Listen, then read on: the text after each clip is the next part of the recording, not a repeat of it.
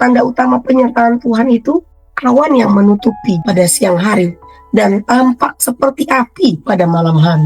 Tuhan dengan sengaja gitu loh memberikan awan itu menutupi kemah suci itu. Jadi seperti yang kalau dibilang Shekinah glory come down, itu kan kehadiran dan kemuliaan Allah turun gitu melalui awan itu. Tuhan menyatakan gitu loh hadiratnya. Yang menarik adalah bagaimana bangsa Israel ini berjalan diam, terus bahkan diam lama dan berangkat kembali. Jadi ini menarik gitu. Segala sesuatu yang bangsa Israel lakukan itu tergantung sama awan ini. Awan ini tinggal lama, kadang hanya semalam, besok paginya awannya bergerak, mereka bergerak.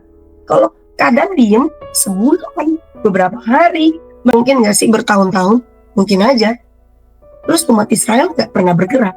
Jadi bangsa Israel itu tidak pernah berangkat, bergerak, ataupun diam dengan perhitungannya sendiri.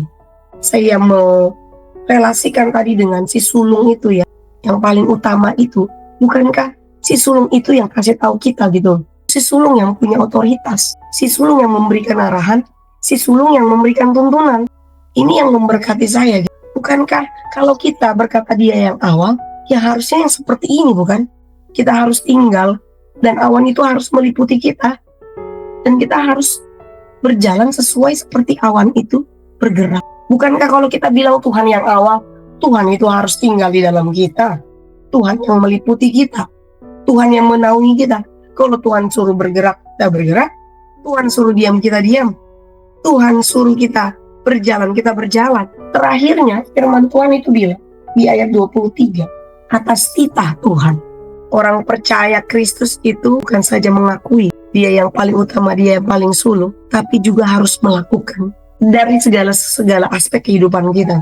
Jadi bukan hanya kita dalam kehidupan pelayanan kita, dalam kehidupan rohani kita, tapi dalam keputusan, dalam rencana, semuanya itu nggak berhenti, maksudnya nggak stop di mulut kita gitu.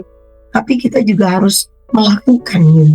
Awan naik berangkat, awan diam berhenti, terus bukannya nggak jalan karena merasa nggak siap, ataupun maksa jalan karena bosan nunggu, ataupun diam karena males capek gitu.